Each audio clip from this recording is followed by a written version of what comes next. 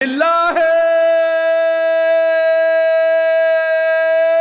তাকবীর, লিল্লাহে তাকবীর, লিল্লাহে তাকবীর। আজারি সাহেবের আগমন, আজারি সাহেবের আগমন। প্রিয় ভাইরা, আপনারা জানেন যে আমি প্রতি বিভাগে একবার করে সফর করছি। তো সেই সুবাদে রংপুর বিভাগের প্রোগ্রামটা আমি লালমনিরহাটে দিয়েছি এবং আমি আশ্বস্ত হয়েছিলাম যে লালমনিরহাটের প্রোগ্রাম খুবই গোছালো হবে, সুষ্ঠু হবে, শান্ত হবে। সেটার নমুনা আলামত আমি দেখতে পাচ্ছি আলহামদুলিল্লাহ।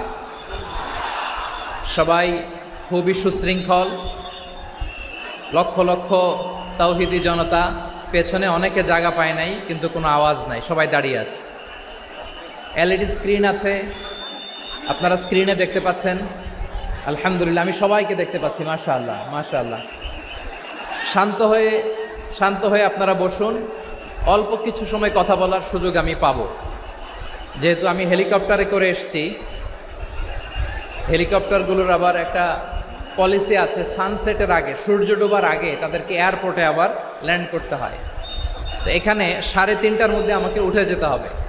আমি যদি বারবার আপনাদেরকে থামাতে থাকি, শান্ত হতে বলি এবং এগুলোতেই যদি আমরা সময় নষ্ট করে ফেলি, তাহলে এই যে বিশাল মহাসমাবেশ, বিশাল আয়োজন, যেখানে 2-4টা আমি বার্তা দিতে চাই, এগুলো ব্যাহত হবে। লালমনিরহাটের ছেলেরা খুব ভদ্র, শান্তশিষ্ট। আসার পর থেকে আমাকে রিসিভ করা থেকে শুরু করে, স্টেজে আনা থেকে শুরু করে, এবং আলহামদুলিল্লাহ তরুণ জেনজি শ্রোতাদেরকে আমি দেখতে পাচ্ছি, তারা খুবই কোঅপারেটিভ। সহযোগিতা করার, কোঅপারেট করার, অ্যাসিস্ট করার মানসিকতা আমার ভাইদের আছে আলহামদুলিল্লাহ আলহামদুলিল্লাহ। আমি চাইব আমরা একটু নীরব নিস্তব্ধ পরিবেশ তৈরি করার একটু চেষ্টা করব। প্রচণ্ড রোদ, আপনাদের যেমন কষ্ট হচ্ছে আমারও কষ্ট হচ্ছে। ওনারা বলেছিল স্টেজকে সরাবে, উপরে পর্দা দিবে। আমি বললাম দরকার নাই, দরকার নাই। যেই পরিস্থিতিতে আছি আমরা বসি, শান্ত হইতে হবে। এখানে আমি শান্ত হইতে বলবো, ভলান্টিয়ার্সরা মাইক নিয়ে শান্ত হইতে বলবে, আমাদের সম্মানিত উপস্থাপক উনি শান্ত হইতে বলবে। এগুলোর অপেক্ষায় না থেকে নিজ দায়িত্বে আমরা সবাই শান্ত থাকি, যাতে লালমনিরহাটের এই প্রোগ্রাম একটা ইতিহাস হয়ে থাকে বাংলাদেশে। ঠিক কিনা বলেন? যখন আমি সময় দিব, শাউট করতে বলবো, নয়েজ করতে বলবো, তখন নয়েজ করতে হবে আওয়াজ করে। আর যখন কথা বলবো তখন একেবারে চুপ থাকতে হবে, একেবারে চুপ। মাশাআল্লাহ, হ্যাঁ ঠিক আছে, একেবারে চুপচাপ, একেবারে চুপচাপ থাকতে হবে। ধুলা উড়ানো যাবে না, সামনে আগানো যাবে না। নিজের সুবিধা নিরাপত্তা বুঝতে হবে। এটা কোনো রাজনৈতিক সমাবেশ না, এখানে লাফালাফি, চিৎকার চেঁচামেচি, হাত দেখানোর দরকার নেই। হাত দেখানোর পর্ব শেষ। এখানেও ঠান্ডা হয়ে গেছে, মাশাআল্লাহ, হ্যাঁ মাশাআল্লাহ। আমাদের ভলান্টিয়ার্স ভাইরা, আমাদের স্বেচ্ছাসেবক ভাইরা, আইন শৃঙ্খলা রক্ষাকারী ভাইরা অনেক চেষ্টা করতেছে, মাশাআল্লাহ, very good. I am very happy to C this scenario, মাশাআল্লাহ, আলহামদুলিল্লাহ। আমি একটু দেখতে চাই যে রংপুর বিভাগের কে কোন জেলা থেকে আপনারা এসছেন। কুড়িগ্রাম থেকে কারা এসছেন দেখি, কুড়িগ্রাম, মাশাআল্লাহ মাশাআল্লাহ। আচ্ছা, গাইবান্ধা জেলার কে আসছেন? গাইবান্ধা, হ্যাঁ মাশাআল্লাহ। ঠাকুরগাঁও অনেকে আসছেন। দিনাজপুর জেলা থেকে, মাশাআল্লাহ। নীলফামারী, ঠিক আছে, ফি আমানিল্লাহ। পঞ্চগড় অনেক আসছে। রংপুর,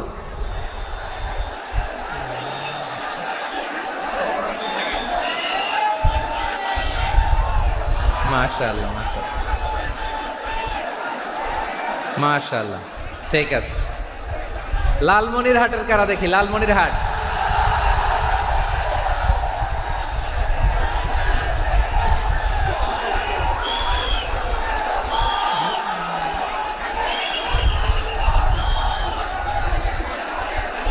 মাশাআল্লাহ মাশাআল্লাহ মাশাআল্লাহ।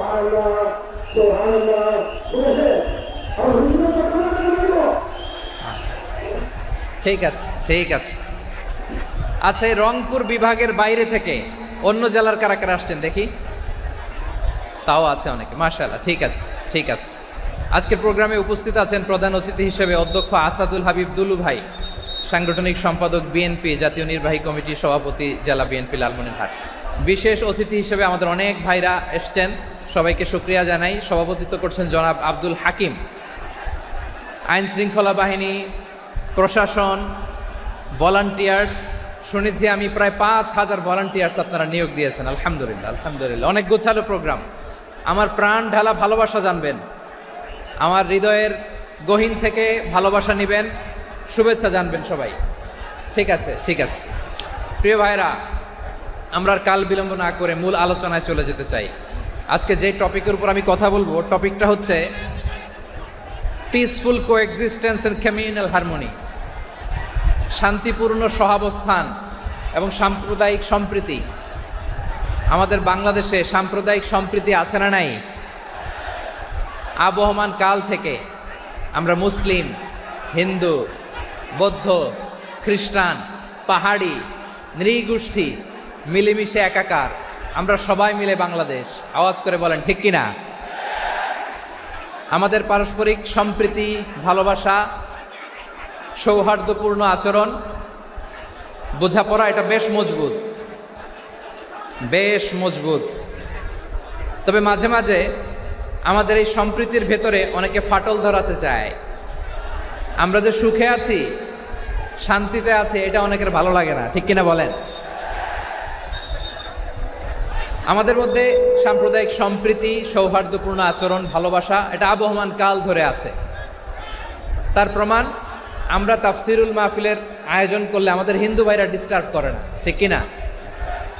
এবং আমি যদি বলি হাত তোলেন, হিন্দু ধর্মের কারা কারা এসেছেন, কত শত কত হাজার যে হাত উঠবে, আপনি অবাক হয়ে যাবেন। আমি চাচ্ছি না হাত উঠাতে। খুলনাতে সর্বশেষ যে আমি প্রোগ্রাম করে গেলাম, সেখানে কয়েকশো হিন্দু ভাই আসছে আমাদের আলোচনা শুনতে, আলহামদুলিল্লাহ। অনেক বৌদ্ধরা আসে, অনেক খ্রিস্টানরা আসে। এবার সফরেও অনেক হিন্দু ভাইরা আমার সাথে দেখা করেছে। তারা বলেছে, হুজুর আমরা আপনার আলোচনা শুনি। আলহামদুলিল্লাহ বলেন। So it's our responsibility to present our religion to our non-Muslim brothers and sisters. আমাদের অমুসলিম ভাই বোনদের কাছে ইসলামের সৌন্দর্য তুলে ধরা, এটা আমাদের দায়িত্ব। We all are the ambassador of Islam. আমরা প্রত্যেকে দায়িত্বশীল, আমরা প্রত্যেকে এক একজন ইসলামের অ্যাম্বাসেডর। আলহামদুলিল্লাহ বলেন। এজন্য এমনভাবে দ্য বিউটি অফ ইসলাম, ইসলামের সৌন্দর্য আমাদেরকে ফুটিয়ে তুলতে হবে, যাতে করে নন মুসলিমরা শাহাদা পড়ে, কালিমা পড়ে মুসলমান হয়ে যায়। অনেক নন মুসলিম ভাই বোন আমাদের হাতে শাহাদা পড়ে, কালিমা পড়ে মুসলমান হয়েছে, অনেক। সো আমরা যেন ইসলামের বিউটিটাকে তুলে ধরতে পারি এবং এই যে সম্প্রীতি, এটাকে যেন আমরা অটুট রাখতে পারি। আদতে আদতে বাংলাদেশের ইতিহাস বলে আমাদের দেশে কোনো দাঙ্গা নাই, আছে? লালমনিরহাটের ভাইয়েরা আওয়াজ করে বলেন, আমাদের দেশে হিন্দু মুসলিম দাঙ্গা আছে? আমরা ভাই ভাই, আওয়াজ করে বলুন তো, আমরা কি ভাই ভাই? কিন্তু কিছু দুষ্ট লোক আছে, তারা আমাদের সম্পর্কের মধ্যে ফাটল ধরাতে চায়, ঠিক কিনা বলেন? মাঝে মাঝে ঝগড়া লাগাতে চায়। দেখবেন পত্রপত্রিকায় দেখা যায় বিভিন্ন ধর্মীয় উপাসনালয়গুলোতে হামলা চালানো হয়। এগুলো রাজনৈতিক উদ্দেশ্য প্রণোদিত, এগুলোর সাথে ইসলামের কোনো সম্পর্ক নাই। এজন্য এই দুর্বৃত্তদের ব্যাপারে আমাদের সাবধান থাকতে হবে। আমরা সবসময় যেমনি ঐক্যবদ্ধ, ইউনাইটেড, আমরা যদি এরকম ইউনাইটেড থাকি, এই সমস্ত দুর্বৃত্তদের কালো হাত ভেঙে দিতে আমাদের 1 ঘন্টাও লাগবে না। চিল্লায় বলো ঠিক কিনা? আমরা সংঘবদ্ধ থাকব। এই যে আমাদের পিসফুল কোএক্সিস্টেন্স, শান্তিপূর্ণ সহাবস্থান। হিন্দুরা পূজা করে, যেদিন হিন্দুদের পূজা অনুষ্ঠান, আমরা ওই দিন তাফসির মাহফিল করি না, ঠিক কিনা বলেন? যেদিন আমাদের তাফসিরুল কোরআনের প্রোগ্রাম, ওই দিন আমাদের হিন্দু ভাইরা ডিস্টার্ব করে না। সুবহানাল্লাহ। হিন্দুদের পূজা অনুষ্ঠানে মাদ্রাসার ছাত্র যে পাহারা দেয়, গোটা বিশ্বে এরকম দৃষ্টান্ত, নজির বিরল, ঠিক কিনা বলেন? আইন শৃঙ্খলা বাহিনীর পাশাপাশি মাদ্রাসার ছাত্ররা যে সেখানে পাহারা দেয়, গোটা পৃথিবীতে এই দৃষ্টান্ত আপনি পাবেন। মাদ্রাসার ছাত্ররা, তারা তো কোরআনের ধারক, তারা হাদিসের ধারক, তারা কেন মন্দির পাহারা দিবে? এই সম্প্রীতিকে ধরে রাখার জন্য, এই সৌহার্দ্যকে ধরে রাখার জন্য, আমাদের পারস্পরিক ভালোবাসাকে অটুট রাখার জন্য। আওয়াজ করে বলতে হবে ঠিক কিনা? এখন বলেন, আমাদের এই ভালোবাসা অটুট থাক, আমরা চাই কি চাই না? আমরা হিন্দু মুসলিম মিলেমিশে শান্তিপূর্ণ সহাবস্থান, সাম্প্রদায়িক সম্প্রীতি, লালমনিরহাটের ভাইয়ের আওয়াজ করে বলুন, এই সাম্প্রদায়িক সম্প্রীতি আমরা চাই কি চাই না? আল্লাহ এই দেশকে তুমি বরকতময় করো, বাংলাদেশকে তুমি শান্তিময় করো। আওয়াজ করে সবাই বলেন আমিন। এই জায়গাটাতে সামান্য একটু আওয়াজ হচ্ছিল, এটাও থেমে গেছে, আলহামদুলিল্লাহ আলহামদুলিল্লাহ। এখন একেবারে everything is in my control, মাশাআল্লাহ। ঠিক আছে, আমি মূল আলোচনায় যাই। প্রিয় ভাইরা, আমি বলেছিলাম আমার আলোচনার বিষয় হচ্ছে শান্তিপূর্ণ সহাবস্থান, সাম্প্রদায়িক সম্প্রীতি। আমরা দেখব ইসলাম আমাদেরকে কি কি দিক নির্দেশনা দেয়। শান্ত হইতে হবে, খরগোশের কানের মতো কান দুটো আমার দিকে করে রাখেন। আমি এখনো উঠে যাব, হাত নাড়ায় লাভ নাই, আমি উঠে যাব। তাকায় থাকো আর কান খাড়া, আওয়াজ হবে না। হ্যাঁ, মাশাআল্লাহ মাশাআল্লাহ, ঠিক আছে। আমরা দেখব যে রাসূল সাল্লাল্লাহু আলাইহি ওয়াসাল্লাম এই পিসফুল কোএক্সিস্টেন্সের জন্য আমাদের কি শিখিয়েছেন, কি কি গাইডলাইন দিয়েছেন। আমরা 1 2 3 4 করে এগুলো আপনাদের সাথে শেয়ার করব। আমি আপনাদের খেদমতে সূরাতুল আনআমের 108 নম্বর আয়াত তেলাওয়াত করেছি। এখানে আল্লাহ রাব্বুল ইজ্জা ওয়াল জালাল তিনি ইরশাদ করছেন, ওয়ালা তাসুব্বুল্লাযীনা ইয়াদউনা মিন দুনিল্লাহি ফায়াসুব্বুল্লাহা আদওয়াম বিগাইরি ইলম কাযালিকা যায়্যান্না লিকুল্লি উম্মাতিন আমালাহুম সুম্মা ইলা রাব্বিহিম মারজিউহুম ফায়ুনাব্বিউহুম বিমা কানু ইয়ামালুন। রব্বুল আলামিন বলেন, গোলাম ও আমার ইমানদার বান্দারা শোনো শোনো, ও আমার বিশ্বাসী বান্দারা শোনো শোনো, লা তাসুব্বুল্লাযীনা ইয়াদউনা মিন দুনিল্লাহ ফায়াসুব্বুল্লাহা আদওয়াম বিগাইরি ইলম। ও আমার বিশ্বাসী বান্দারা, যারা আল্লাহকে ব্যতি রেখে, আল্লাহকে বাদ দিয়ে অন্য উপাস্যকে ডাকে, দেবীর পূজা করে, দেবতাদের পূজা করে, তোমরা খবরদার তাদের গালি দিও না। আওয়াজ করে বলেন, কি দিও না? আল্লাহ বলেন, ও বিশ্বাসীরা শোনো, যারা আল্লাহকে বেছে রেখে দেব দেবীর পূজা করে, অন্য উপাস্যের পূজা করে, তাদেরকে ডাকে, ওই দেবতাদেরকে তোমরা গালি দিও না। যদি ওই দেবতাদেরকে গালি দাও তাহলে ভুলবশত, শত্রুতাবশত তারা তোমাদের রব আল্লাহকে গালি দেবে, ঠিক কি না? তোমরা যদি তাদের দেবতাদের গালি দাও, ওরা রেগে তোমার আল্লাহরে গালি দিবে, তাহলে আল্লাহরে গালি খাওয়ানোর কারণ হয়ে গেলাম আমি, ঠিক কি না? বলেন।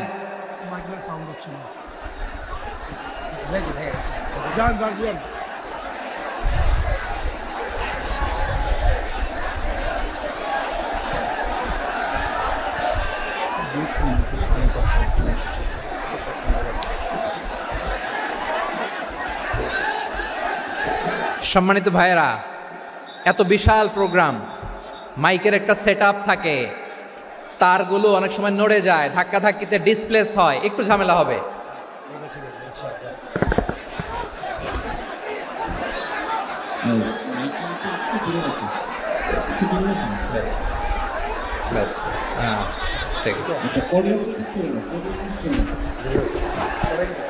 ঠিক আছে, একটু একটু সমস্যা হবে মাঝে মাঝে। আপনারা শান্ত থাকলে, শান্ত থাকতে হবে। এইভাবে সাউন্ড নাই, এই নাই, এই বলতে বলতে আমার সময়ও নাই, উঠে যেতে হবে। এগুলো বোকামি। এই বিভাগীয় প্রোগ্রামগুলোতে যাই, চিৎকার চেঁচামেচি করে তোমরা আসো, সময় শেষ, আমাকে উঠে যেতে হয়। আমরা তো বঞ্চিত হলাম। গুরুত্বপূর্ণ অনেক কথা শোনাবো তোমাদের, অনেক। প্রিয় ভাইরা, আপনারা শান্ত হয়ে বসুন, শান্ত হয়ে। রব্বুল আলামিন বলেন, খবরদার বিশ্বাসীরা, আল্লাহ ছাড়া যারা অন্যান্য উপাস্যদেরকে ডাকে, দেবতাদেরকে ডাকে, তাদেরকে তোমরা গালি দিও না। ওই সমস্ত দেবতাদেরকে যদি তোমরা গালি দাও তাহলে তারা আল্লাহকে গালি দিবে, ঠিক কিনা বলেন? আমরা দেবতাদের গালি দিলে ওরা আল্লাহকে গালি দিবে। রব্বুল আলামিন বলেন, খবরদার দেবতাদেরকে গালি দিও না, তাহলে ওরা তোমার রব আল্লাহরে গালি দেবে। প্রতিটি জাতির জন্য তাদের কাজকে আমি আল্লাহ সুশোভিত করে রেখেছি।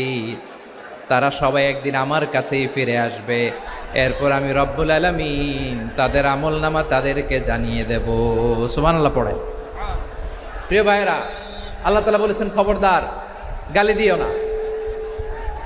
আদেশটা কার? আওয়াজ করে বলেন তো। হিন্দুদের দেবতা দেবদেবীদেরকে গালি দেওয়া যাবে না। আওয়াজ করে বলুন প্রিয় ভাইয়েরা, এই আদেশটা কার? এই আপনাদের গলার আওয়াজ। অন্য ধর্মের দেবতাদেরকে যে গালি দেওয়া যাবে না, এই আদেশটা কার? আরো জোরে বলুন কার? গালি দিবেন কোন দেবতাকে? দিবেন? যদি দেন তাহলে ওরা আল্লাহরে গালি দিবে। তাহলে আল্লাহরে গালি খাওয়াইলো কে? আপনি। ঠিক কিনা বলেন?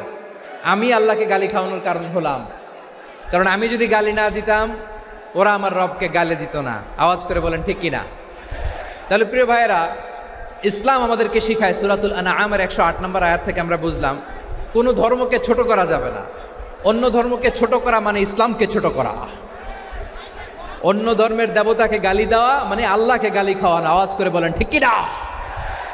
খবরদার, এটা করা যাবে না। আর অন্য ধর্মের দেবতাকে যদি আপনি গালি দেন, ওরা ইসলাম থেকে দূরে সরে যাবে। যাও ইসলামের প্রতি আকৃষ্ট হয়েছিল আর কোনোদিন ইসলামের ধারে কাছে আসবে না। আওয়াজ করে বলেন ঠিক কিনা? এজন্য কখনো কোনোদিন অন্য ধর্মের দেবতাদেরকে গালি দেওয়া যাবে না। অন্য ধর্মের কোনো দেবতাদেরকে আমরা গালি দিব না, গালি দিব না, বরং ইসলামের beauty, the beauty of Islam, ইসলামের সৌন্দর্যকে আমরা তুলে ধরব। আমরা যদি বিশ্বনবী সাল্লাল্লাহু আলাইহি ওয়াসাল্লামের জীবনের দিকে তাকাই, তাহলে আমি দেখব বিষ্ণু ইসলাম মক্কাতে কিংবা মদিনাতে অন্য ধর্মের লোকদের সাথে খুব পিসফুলি লাইফ লিড করেছেন। হোক মুশরিক, হোক খ্রিস্টান, হোক ইহুদি, বিশ্বনবী সবার সাথে মিলেমিশে ছিলেন। আলহামদুলিল্লাহ বলেন। ইসলাম হচ্ছে পিসফুল রিলিজিয়ান। অন্য ধর্মের প্রতি সহনশীলতার সবক ইসলাম আমাদেরকে দেয়। কিন্তু প্রতিটি মুসলিমের এটা মনে রাখতে হবে, আল্লাহর কাছে পছন্দনীয় গ্রহণযোগ্য ধর্ম জীবনাদর্শ একটি, সেটা হচ্ছে ইসলাম। আওয়াজ করে বলেন সেটা কি? লালমনিরহাটের ভাইয়েরা আওয়াজ করে বলুন, আল্লাহর কাছে মনোনীত ধর্ম একটি, সেটা কি? এজন্য রব্বুল আলামিন বলেন ইন্নাদ-দীনা ইনদাল্লাহিল ইসলাম, আল্লাহর কাছে মনোনীত গ্রহণযোগ্য অ্যাকসেপ্টেড ধর্ম মতাদর্শ একটা, সেটা হলো ইসলাম। ইসলাম ছাড়া অন্য কোনো ধর্ম যদি কেউ তালাশ করে, তার ওই ধর্ম আল্লাহ গ্রহণ করবে না। ওমাই ইয়াবতাগি গায়রাল ইসলামি দীনান ফালাই ইউকবালা মিন ওয়া হুয়া ফিল আখিরাতি মিনাল খাসিরিন।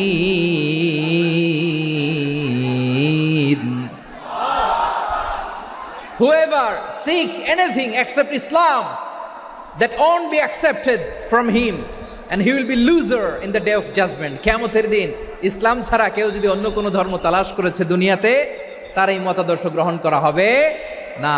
and he will be loser, সে হবে লুজার, ক্ষতিগ্রস্ত, হাই হাই কোম্পানির ম্যানেজার। ওর আমও শেষ, সালাও শেষ। আওয়াজ করে বলেন ঠিক কি না?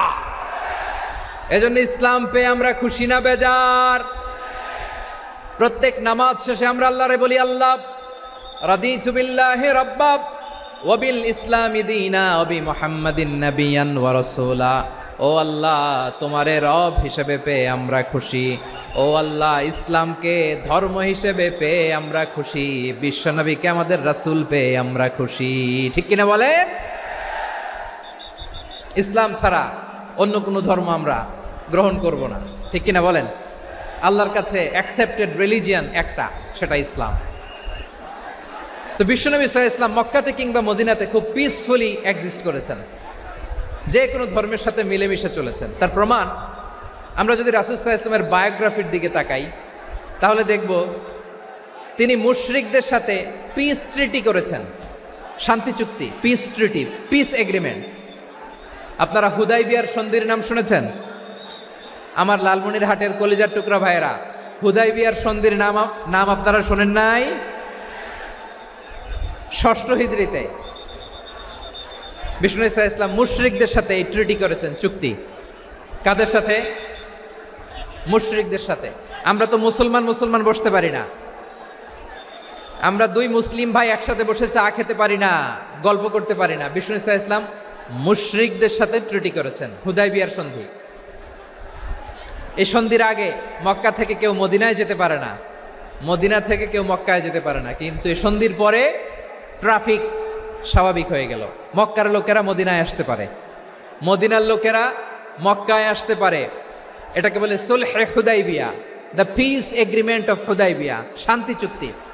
আমরা পৃথিবীতে এখন অনেক শান্তি চুক্তির নাম শুনি, এগুলো সব the piece treaty of Hudaibiya থেকে কপি করা। আল্লাহু আকবার। তাহলে বিশ্বনবী সাল্লাল্লাহু আলাইহি সাল্লাম তিনি যে শান্তিপূর্ণ সহাবস্থানে বিশ্বাসী ছিলেন, মুসলমানেরা যে অন্য ধর্মের প্রতি সহনশীল তার প্রমাণ হচ্ছে এই পিস ট্রিটি।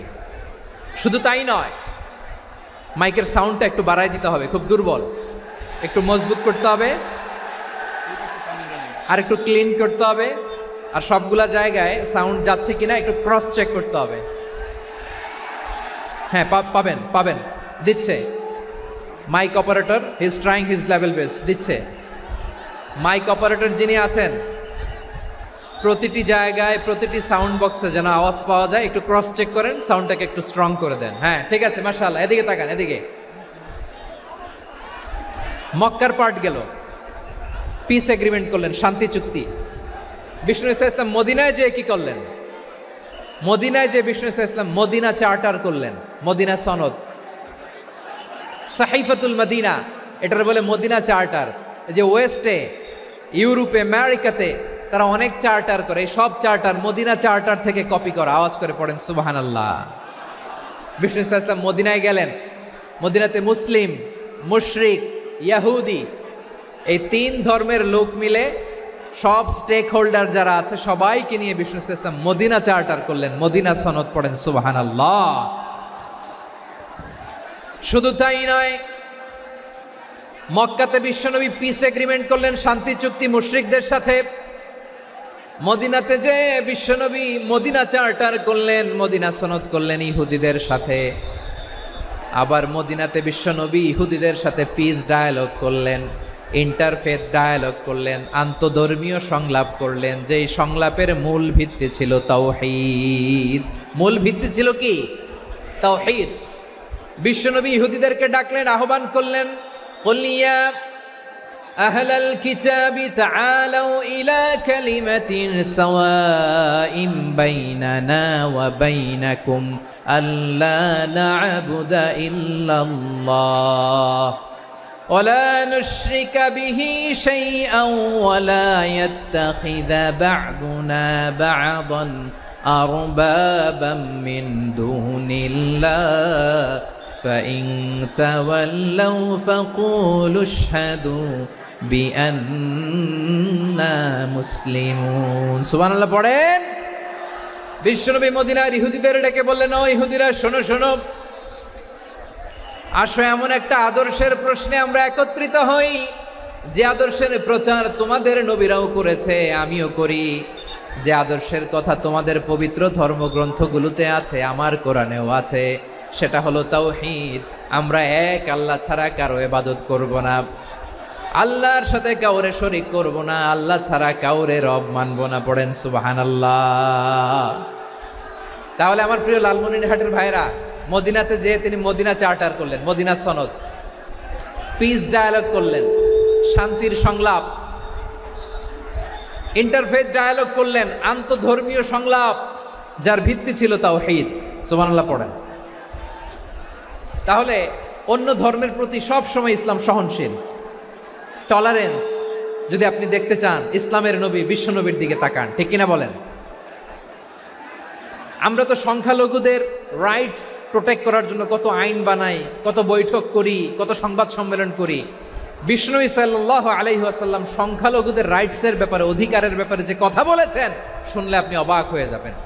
বিশ্বনবী বলেন, আলা মান যালামা মুআহাদান আও ইনতাকাসাহু আও কাল্লাফাহু ফাওকা তাআতিহি আও কাল্লাফাহু ফাওকা তাকাতিহি আও আখাযা মিনহু শাইআন বিগাইরি তিবি নাফসিন ওয়া আনা হাজিজুহু ইয়াউমাল কিয়ামা। খবরদার, জেনে রাখো, কেউ যদি কোনো সংখ্যালঘুর উপরে অত্যাচার করে, কোনো সংখ্যালঘুর প্রাপ্য থেকে যদি কেউ কাউকে ঠকায়, সংখ্যালঘুর উপর যদি কেউ কষ্ট দেয়, কোনো সংখ্যালঘুর সম্পদ যদি কেউ জোর করে কেড়ে নেয়, আমি কিয়ামতের দিন বিশ্বনবী ওই সংখ্যালঘুর পক্ষে আর ওই মুসলমানদের বিপক্ষে বাদী হয়ে দাঁড়াবো। সুবহানাল্লাহ বলতে পারলেন না? আল্লাহু আকবার।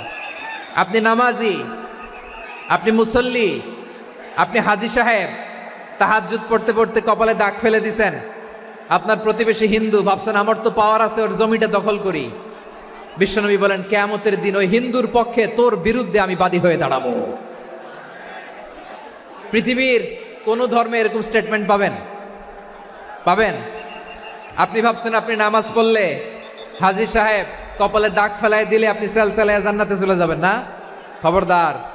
বিশ্বনবী বলেন কোন সংখ্যালঘুর উপর যদি কেউ আক্রমণ করে, তার প্রাপ্য তাকে না দিয়ে যদি তাকে ঠকায়, তার উপর জুলুম করে, তার সম্পদ যদি কেড়ে নেয়, আমি নবী, তুমি মুসলিম হইতে পারো, মুসল্লি হইতে পারো, তার পক্ষে তোমার বিপক্ষে আল্লাহর দরবারে বাদী হয়ে দাঁড়াবো। আচ্ছা লালমনিরহাটের ভাইরা, কথা বুঝতে পারলে আওয়াজ করে উত্তর দেন। বিশ্বনবী যদি কারো বিপক্ষে দাঁড়ায় কিয়ামতের দিন, আই রিপিট, আমি আবারও বলছি, বিশ্বনবী যদি কিয়ামতের দিন কারো বিপক্ষে দাঁড়ায়, ও তো সেলসেলায়া জান্নাতি, তাই না? জান্নাতি না?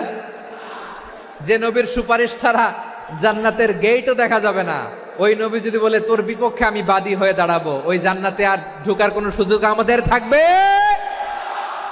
এখানেই শেষ না আমার প্রিয় লালমনিরহাটের ভাইয়েরা, এখানেই শেষ নয়। বিশ্বনবী বলেন মান কাতালা মুআহাদান, বুখারীর বর্ণনা, মান কাতালা মুআহাদান লাম ইয়ারাহ রাইহাতাল জান্নাহ। কেউ যদি, কোনো মুসলিম যদি অন্যায়ভাবে কোনো সংখ্যালঘুকে হত্যা করে, কোনো হিন্দুকে হত্যা করে, কোনো বৌদ্ধরে হত্যা করে, অন্যায়ভাবে কোনো মুসলিম যদি কোনো সংখ্যালঘুরে হত্যা করে, জান্নাতে যাওয়া তো দূরের কথা, ওই মুসলিম জান্নাতের ঘ্রাণও পাবে না। সেই বুখারীর বর্ণনা, মান কাতালা মুআহাদান লাম ইয়ারাহ রাইহাতাল জান্নাহ ওয়া ইন্না রিহাহা লা ইউজাদু মিন মাসিরাতি 40 আমা। যে জান্নাতের ঘ্রাণ 40 বছর দূরের রাস্তা থেকেই পাওয়া যায়। সুবহানাল্লাহ পড়েন। প্রিয় ভাইরা, এখান থেকে জান্নাতে পৌঁছতে লাগবে 40 বছর। এত দূর, কত বছর? সবাই বলেন কত বছর? এখান থেকে জান্নাতে পৌঁছতে লাগবে 40 বছর। এত দূরে থাকতেই জান্নাতের ঘ্রাণ আপনার নাকে এসে ধাক্কা মারবে। বিশ্বনবী বলেন যে ব্যক্তি কোনো সংখ্যালঘুকে হত্যা করে, জান্নাতের ঘ্রাণ তো পাবেই, জান্নাতে তো ঢুকতে পারবেই না, জান্নাতের ঘ্রাণও তার নাকে লাগবে না। পড়েন নাউযুবিল্লাহ। তাহলে সংখ্যালঘুদের ব্যাপারে ইসলামে অধিকার দেয়া আছে না নাই? লালমনিরহাটের ভাইয়ের আওয়াজ করে বলেন, আমার সংখ্যালঘু হিন্দু ভাইদের রাইটস, অধিকার আমাদের ইসলামে প্রোটেক্টেড আছে না নাই? এখানেই শেষ না। বিষ্ণু ইসলাম আপনার অমুসলিম প্রতিবেশীর সাথে ভালো আচরণ করতে বলেছে। আমাদের হয় না এটা মুসলিম পাড়া, ওটা বৌদ্ধ পাড়া, হয় না? অনেক সময় হয় না এটা আমাদের মুসলিম পাড়া, ওইটা হিন্দু পাড়া, এরকম আছে না নাই? লালমনিরহাটে নাই না? আছে? হিন্দু যদি আপনার প্রতিবেশী হয় কি করবেন? ওর কষ্ট দিবেন নাকি? কেন? ও তো হিন্দু, ও তো আমার আল্লাহরে ডাকে না, ওরে কষ্ট দিলে জায়েজ হবে না? খবরদার। বিষ্ণু ইসলাম বলেন মান কানা ইউমিনু বিল্লাহ ওয়াল ইয়াউমিল আখির ফালিউকরিম জারাহ। যে আল্লাহ বিশ্বাস করে আর আখিরাতে বিশ্বাস করে, সেজন্য প্রতিবেশীর সাথে ভালো আচরণ করে। সুবহানাল্লাহ। কলিজা জুড়ায় যায় না আমার নবীর কথাগুলো শুনলে? যে আল্লাহ বিশ্বাস করে, যে আখিরাতে বিশ্বাস করে, সেজন্য প্রতিবেশীর সাথে ভালো আচরণ করে। এখানে বলছে মুসলিম প্রতিবেশী, বলছে নামাজি প্রতিবেশী, বলছে আল্লাহওয়ালা প্রতিবেশী, বলছে না।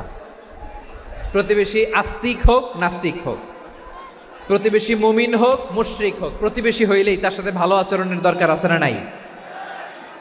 আমার প্রিয় লালমনিরহাটের ভাইয়েরা, বিষ্ণু ইসলাম ওনার ইহুদি প্রতিবেশীদের দেখাশোনা করতেন। আওয়াজ না শোনা যাক, আমারও তো দেখা যায়, আমারও তো দেখা যায়। তাকায় থাকেন, তাকায় থাকলে সওয়াব হবে। কোরআনের কথা যেখান থেকে হয় এদিকে তাকায় থাকলেই বরকত। তাকায় থাকেন। জি জি, মাইক, আমি তার মাইক ঠিক করতে আসি না এদিকে, এই মাইক ঠিক করব, ওই মাইক ঠিক করব, ওদিকে পাইলট বলবে হুজুর চলে আসেন। জি বসুন, বসুন, মাশাআল্লাহ। হ্যাঁ, খুব শান্ত, ঠিক আছে। পুলিশ ভাইরা না খেয়ে দিনরাত আপনারা যাতে সুশৃঙ্খল একটা প্রোগ্রাম উপহার পান, এটাই চেষ্টা করতেছে, আপনাদেরকে কষ্ট দিতে আসে নাই, একটু একটু সহযোগিতা করেন। জি মাশাআল্লাহ, হ্যাঁ ঠিক আছে। আমার প্রিয় ভাইরা, প্রতিবেশী আস্তিক হোক নাস্তিক হোক, মুসলিম হোক হিন্দু হোক, তার সাথে ভালো আচরণ করতে হবে। বিষ্ণু ঈসা ইসলাম ওনার ইহুদি প্রতিবেশীর বাসায় যেতেন। কোন প্রতিবেশী? ইহুদি। আওয়াজ করে বলেন, কোন প্রতিবেশী? ইহুদি। এক ইহুদি কিশোর বিষ্ণু ঈসা ইসলামের খেদমত করতে, ইহুদি ছেলে আমার নবীর খেদমত করতো, তারা ছিল নবীর প্রতিবেশী। তো অনেক দিন হয় ইহুদি ছেলেটা আসে না।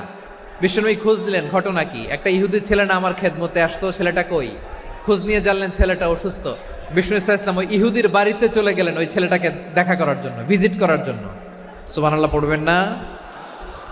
গেলেন, যে দেখে ইহুদি ছেলেটা মুমূর্ষ, যান যান যায় যায় ভাব, বিছানায় পড়ে আছে, তার বাবা দাঁড়ানো। বিশ্বনবী তার মাথার পাশে বসলেন, মাথায় হাত বুলিয়ে দিলেন, আর ছেলেটাকে বললেন আসলিম, হে ইহুদি ছেলে, আসলিম, ইসলাম ধর্ম গ্রহণ করো। তো ছোট্ট ছেলে ভাবে আমরা ইহুদি, এখন ইসলাম ধর্ম গ্রহণ করলে আব্বা যদি বকা দেয়, ফানাযারা ইলা ওয়াজহি আবি, ছেলেটা তার বাবার চেহারার দিকে তাকালো, দেখি আব্বা কি কয়। আব্বা যদি বলে তাইলে ইসলাম ধর্ম গ্রহণ করব। ইহুদি ছেলেটা তার বাবার দিকে যখন তাকালো, ওর বাবা বলে আতি আবুল কাসিম, আবুল কাসিম যা বলে তাই করো। আবুল কাসিম হচ্ছে বিষ্ণু ঈসা ইসলামের একটা কুনিয়াত, উপনাম। আমার রাসূলের বড় ছেলের নাম ছিল কাসেম।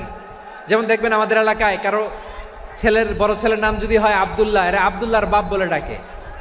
কারো বড় মেয়ের নাম যদি হয় ফাতেমা, এরা কি ডাকে? ফাতেমার বাপ বলে না? তো বিষ্ণু ঈসা ইসলামের বড় ছেলের নাম ছিল কাসেম। ইহুদি বাবা বলল আতি আবুল কাসেম, আবুল কাসেম যা বলে তাই শোনো, মানে মোহাম্মদ যা বলে তাই শোনো। এই কথা শুনে ছেলে সাহস পাইছে, ছেলে আবার পড়তে আরম্ভ করলো আশহাদু আল্লাহ ইলাহা ইল্লাল্লাহ ওয়া আশহাদু আন্না মুহাম্মাদার রাসূলুল্লাহ, পড়েন আল্লাহু আকবার।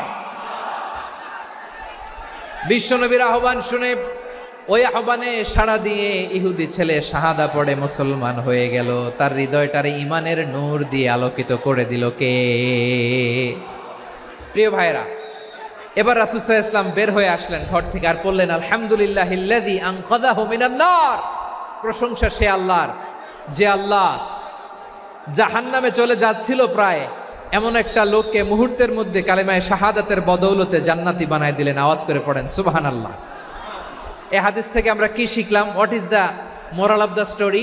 এক নম্বর স্টোরি হলো, প্রতিবেশী ইহুদি হোক হিন্দু হোক, যাবেন, সুসম্পর্ক রাখবেন, উপহার দিবেন, বিপদে পাশে দাঁড়াবেন, তাইলেই তো আপনাদের প্রতি, মুসলমানদের প্রতি তারা আকৃষ্ট হবে, ঠিক কিনা বলেন? আপনি যদি হিন্দুদের সাথে বৌদ্ধদের সাথে নাই মিশেন, নাস্তিকের কাছে নাই যান, তো ইসলামের সৌন্দর্যটা ওরা বুঝবে কেমনে? আমার অনেক হিন্দু পরিচিত ভাই আছে, ওরা আমাদের ইফতারির প্রোগ্রামে এসে একসাথে ইফতারি করে। অনেক মদখোর আমার সাথে বসে একসাথে ডিনার করে, হাফ প্যান্ট পরা, গলায় স্বর্ণের চেইন, হাতে স্বর্ণের ব্রেসলেট, আইসা আমার সাথে ডিনার করছে, আছে এরকম।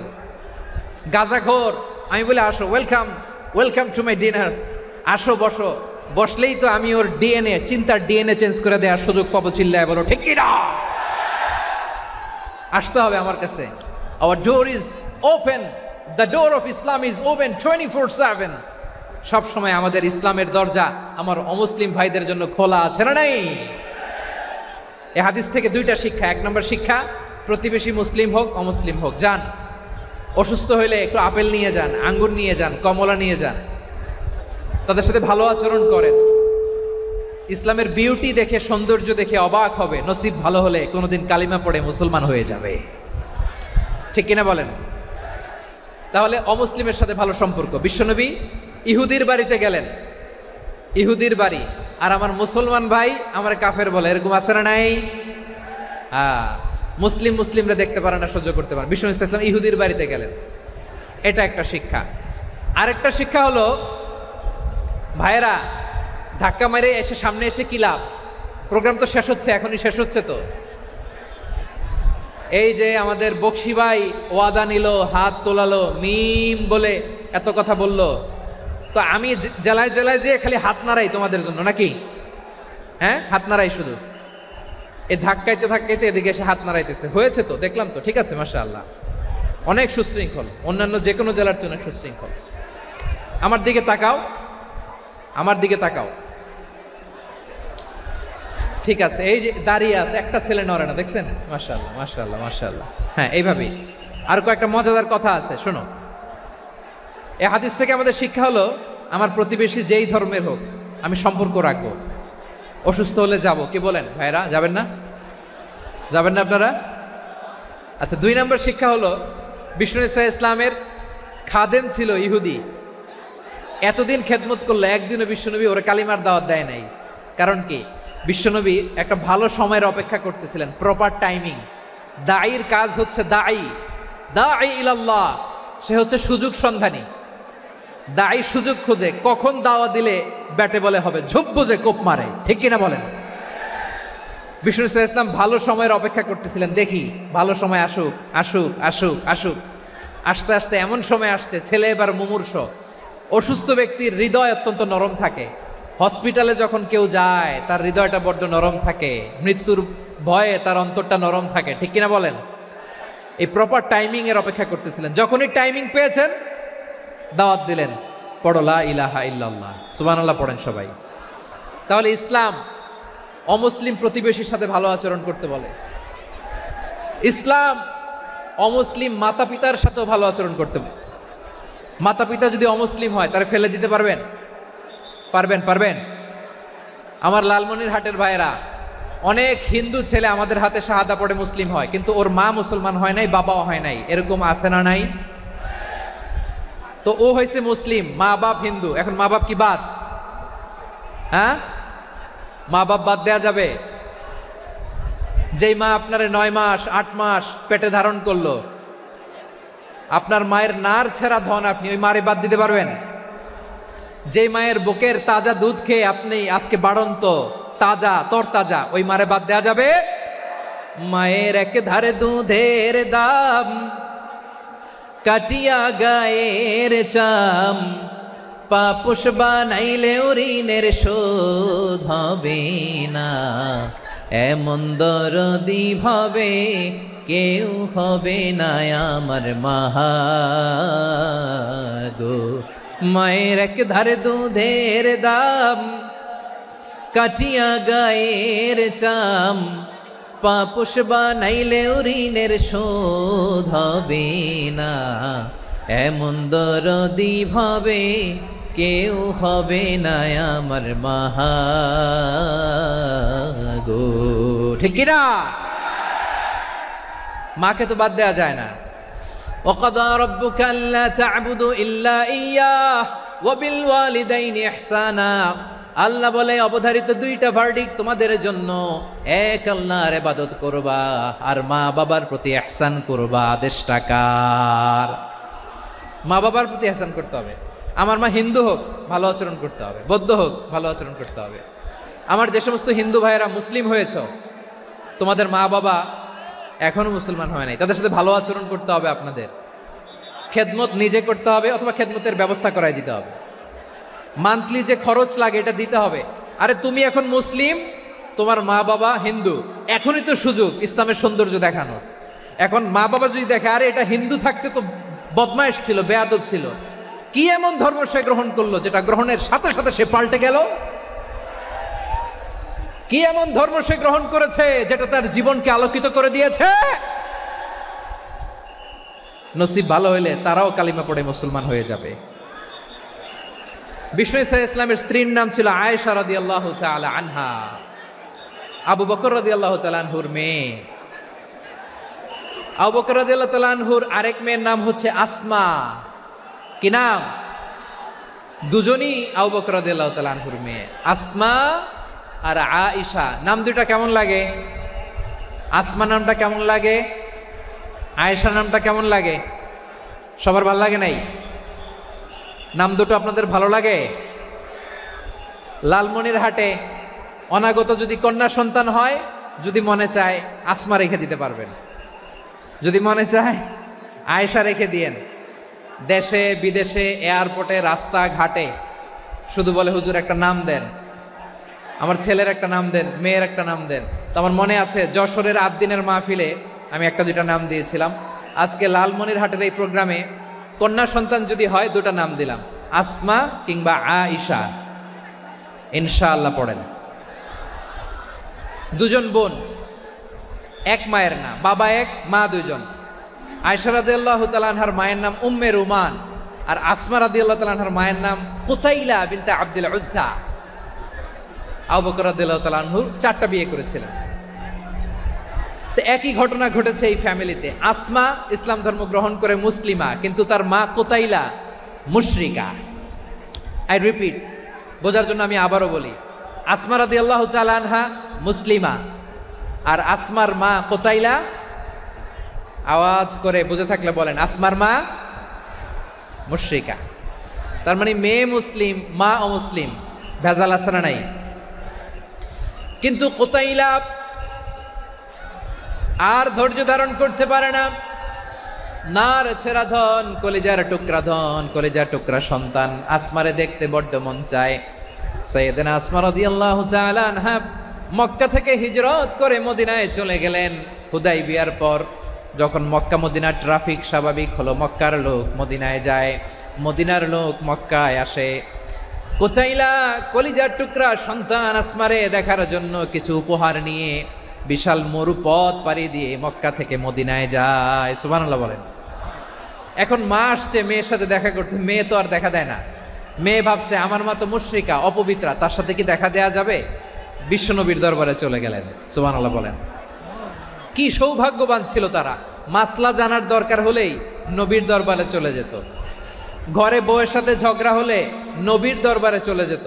অনেক সাহাবী বলে আমার পেটে ক্ষুধা লাগলেও আমি নবীর কাছে চলে যেতাম, কারণ নবীর চেহারার দিকে তাকালেই আমার পেটের ক্ষুধা মিটে যেত। সাইয়েদনা আসমা রাদিয়াল্লাহু তাআলা আনহা বিশ্বনবীর কাছে চলে গেলেন, যে বললেন ইয়া রাসূলুল্লাহ ইয়া হাবিবাল্লাহ ইন্না উম্মি কাদিমাতুন ইলাইয়া ওয়া হিয়া রাগিবা। আমার মা মক্কা থেকে অনেক দূর মরুর পথ পাড়ি দিয়ে উপহার সামগ্রী নিয়ে মদিনায় আমার সাথে দেখা করতে এসেছে গো নবী। আমার জানতে বড্ড ইচ্ছে হয় আমি আমার মুশরিকা মায়ের সাথে একটু দেখা করতে পারবো কিনা। আফা আসিলুহা, আগে যেমনি আমি আমার মায়ের সাথে ভালো আচরণ করতাম, যেমনি আমি আমার মায়ের সাথে সদাচরণ করতাম গো নবী, এখন আমি মুসলিমা, মা মুশরিকা, এখনো কি আগের মতো সদাচরণ করতে পারবো নাকি? বিশ্বনবী বললেন নাম সিলিহা, হ্যাঁ রে আসমা, অবশ্যই অবশ্যই, আগে ঠিক যেমন তুমি তোমার মায়ের সাথে ভালো আচরণ করতে, এখনো তেমনি আগের মতো ভালো আচরণ করবা। আওয়াজ করে পড়েন সুবহানাল্লাহ। কি ইসলাম আমরা পেয়েছি! কত ব্রড মাইন্ডেড আমাদের ইসলাম, কত ওপেন মাইন্ডেড ইসলাম, কত ওপেন আপ করতে পারে, চিন্তা করতে পারেন। বিষ্ণু বললেন হ্যাঁ অবশ্যই, নাম সুলিহা, আগে যেমনি ভালো আচরণ করছো আসমা, এখন ওই রকমই করো, পারলে আরো বাড়াই করো। সুবহানাল্লাহ বলেন। তাহলে আমার যে হিন্দু ভাইয়েরা, হিন্দু বোনেরা, ইমানের বদৌলতে দৌলতে আপনি ধন্য হয়েছেন, আপনার আম্মা আব্বা এখনো মুসলমান হয় নাই, তাদের জন্য দোয়া করেন, তাদের জন্য দোয়া করেন, আল্লাহ যেন তাদেরকেও ইমানের দৌলত দান করে। আমরা সবাই পড়ি আমিন, আরো জোরে পড়েন আমিন। এখন বলেন, ইসলাম কি ন্যারো মাইন্ডেড রিলিজিয়ান না ব্রড মাইন্ডেড? লালমনিরহাটের যুবক ভাইরা আওয়াজ করো, ইসলাম কি ন্যারো মাইন্ডেড না ব্রড মাইন্ডেড? কতটা ব্রড মাইন্ডেড দেখেন। বিশ্বনবী সাল্লাল্লাহু আলাইহি সাল্লাম অমুসলিমরা যদি নবীকে উপহার দিত, ওই উপহারও বিশ্বনবী গ্রহণ করতেন। সুবহানাল্লাহ পড়েন। আপনার অমুসলিম বন্ধু যদি উপহার দেয়, সেটাও আপনি নিতে পারবেন, যেটা নেওয়া জায়েজ। কিন্তু আপনার বন্ধু যদি আপনার মদের বোতল দেয়, নিতে পারবেন? হ্যাঁ, মদের বোতল দিলে পারবেন না। আপনার বন্ধু যদি আপনার পর্ক দেয়, পর্ক, শূকরের গোশত মিশ্রিত কোনো খাবার, ওটা নিতে পারবেন না। হালাল যে কোনো জিনিস নিতে পারবেন। বিশ্বনবী সাল্লাল্লাহু আলাইহি ওয়াসাল্লাম অমুসলিমদের দেয়া হাদিয়া গ্রহণ করতেন। কেমন নবী ছিলেন! আমার নবীরে চিনে নেন, আমার নবীর অ্যাটিটিউড জেনে নেন। বিশ্বনবী সাল্লাল্লাহু আলাইহি ওয়াসাল্লাম যখন কোনো জনপদে যেতেন, 3টা অপশন নিয়ে যেতেন। প্রিয় ভাইয়ের আওয়াজ করে বলতে হবে, কোনো জনপদে গেলে আমার নবীর অপশন থাকতো কয়টা? আমার মতো 3 আঙ্গুল উঁচু করে দেখান আর বলুন আমার নবী কোন জনপদে গেলে কয়টা অপশন নিয়ে যেতেন? 1 নাম্বার অপশন আসলিম তাসলাম। নতুন এলাকায় গেলে বলতেন আসলিম তাসলাম, ইসলাম ধর্ম গ্রহণ করো, শান্তিতে থাকবা, আমার ভাই হয়ে যাবো, আমরা ভাই ভাই। ইসলাম মানো, আমরা ভাই ভাই। অপশন নাম্বার কত? 1। যদি বলে না ইসলাম মানবো না, ওকে, অপশন নাম্বার 2, মুসলিম হওয়ার দরকার নাই, লা ইকরাহা ফিদ্দিন, ইসলামে কোনো বাড়াবাড়ি নাই। খ্রিস্টান আছো থাকো, বৌদ্ধ আছো থাকো, ইহুদি থাকতে চাও থাকো, কিন্তু আমরা যেহেতু রিজিওনাল সুপার পাওয়ার, আমাদের আন্ডারে থাকো, ট্যাক্স দিয়া থাকো, এটার বলে জিজিয়া। আলেম যারা আছেন বুঝবেন এটার আরবিতে কি বলে, জিজিয়া। You pay us the tax, we will give you the security. তোমরা ট্যাক্স দিবা, আমরা সিকিউরিটি দিব, আমাদের আওতায় থাকবা, কেউ তোমাদেরকে আক্রমণ করতে পারবে না, আমরা নিরাপত্তা দিব। সুবহানাল্লাহ বলেন। এটা অপশন নাম্বার কত? আচ্ছা বুঝে থাকলে বলেন 1 নাম্বার অপশন কি ছিল? ইসলাম। ইসলাম মানো, শান্তিতে থাকবা, ভাই ভাই, আমরা ভাই ভাই। অপশন নাম্বার 2, ট্যাক্স দাও, আমরা নিরাপত্তা দিব, মুসলিম হওয়া লাগবে না। এখন 1 নাম্বারও মানে না, 2 নাম্বারও মানে না, মুসলিম হব না, ভালো, খ্রিস্টান থাকো, ট্যাক্স দাও, আমরা সিকিউরিটি দিব না, এটাও মানি না। বিষ্ণু বলেন তাহলে তলোয়ার আমাদের আর তোমাদের মাঝে ফয়সালা করবে। মুসলিমও হব না, ট্যাক্স দিবা, নিরাপত্তা দিব, আমরা সুপার পাওয়ার, আমাদের আন্ডারে থাকবে, এইটাও না। তাহলে তোমাদেরকে তো আমরা বিশ্বাস করতে পারি না, কখন না কখন বিশ্বাসঘাতকতা করো, কার সাথে মিলে হাত মিলাও, তলোয়ার আমাদের মাঝে ফয়সালা করবে। তখন তিনি জেহাদের সশস্ত্র সংগ্রামের ঘোষণা দিতেন। সুবহানাল্লাহ পড়েন। দেখেন পশ্চিমারা জেহাদকে এইভাবে চিত্রায়িত করে না, ওরা জেহাদ বলতে বুঝায় তলোয়ার, হাত কাটো, গলা কাটো, না, জেহাদ সশস্ত্র সংগ্রাম 3 নম্বরে। অধিকাংশ ক্ষেত্রেই বিশ্বনবীর সুন্দর আচরণ দেখে, আরে আমার নবীর যে নুরানি চেহারা, অনেকে তো কেবল সিরেফ চেহারাটা দেখেই কালিমা পড়ে মুসলমান হয়ে গিয়েছে। যারা মুসলিম হয় নাই তারা তাদের ইসলামেই বলবৎ ছিল, ট্যাক্স দিয়ে ইসলামের আন্ডারে ছিল। যারা এটাও মানে নাই ওইটাও মানে নাই, তাদের বিরুদ্ধে জেহাদ। বিষ্ণু ইসলাম 7ম হিজরিতে যখন খায়বার বিজয়ের পরে ইসলাম রিজিওনাল সুপার পাওয়ার হিসেবে আত্মপ্রকাশ করলো, বিশ্বনবী চিঠি লিখলেন অন্যান্য সুপার পাওয়ারের কাছে, রাষ্ট্রীয় চিঠি লেখে এক রাষ্ট্রপ্রধান আরেক রাষ্ট্রপ্রধানের কাছে, ঠিক কিনা বলেন? জানেন না আপনারা? এই যে 24-এর ছাত্র নাগরিক অভ্যুত্থানে, এই অভ্যুত্থান যখন শুরু হয়, আমি তখন সাউথ আফ্রিকাতে, একটা স্ট্যাটাস দিয়েছিলাম, কোটা নয় গোটা দেশ সংস্কার করা লাগবে। শুধু বাংলাদেশ নয়, সারা বিশ্বের বাংলা ভাষাভাষী লোকেরা এই আন্দোলনের সাথে সমর্থন তারা করেছে, এটাকে সাপোর্ট করেছে, তারা সমর্থন দিয়েছে।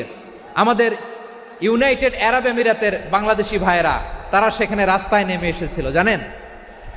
ওইখানে ডেমনস্ট্রেশন করা যায় না, সেখানকার সরকার তাদেরকে যাবজ্জীবন দিয়েছিল। তখন আমাদের এই যে প্রধান উপদেষ্টা ডক্টর মোহাম্মদ ইউনূস সরাসরি G2G বলে, এটারে G2G, government to government, G2G, উনি চিঠি লিখলেন যে তাদেরকে, ইউর হাইনেস, হে সম্মানিত আমির, আপনি আমার এই চিঠির কারণে আমার সম্মানে এই 53 জন বাংলাদেশিকে মাফ করে দেন।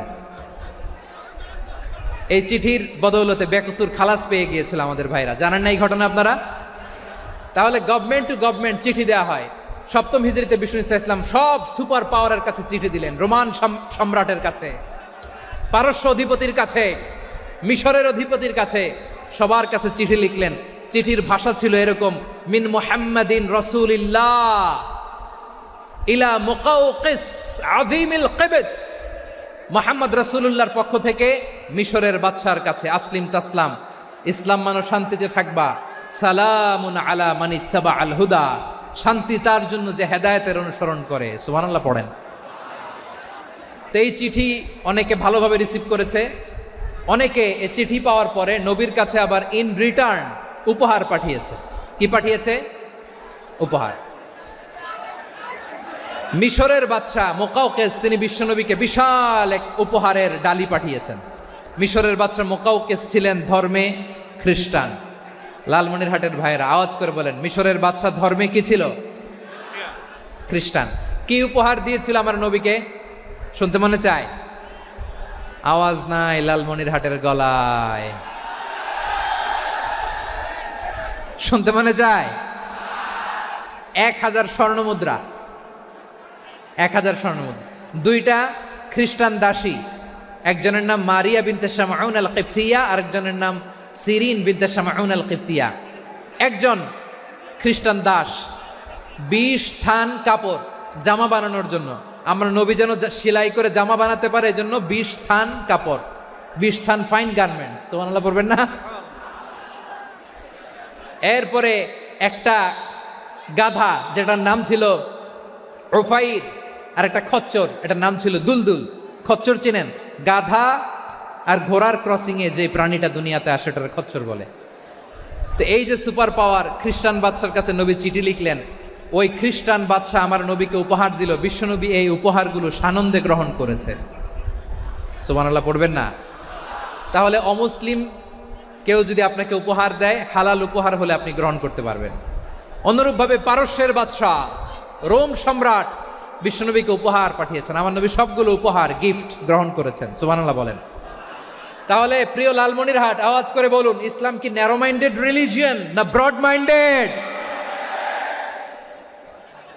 আম্মাজান আয়েশার কাছে মাসালা জানতে চায় মেয়েরা, হে আম্মাজান, অগ্নি উপাসকেরা তাদের ঈদের দিন নওরোজের সময় আমাদেরকে পাখি দেয়, নেওয়া যাবে?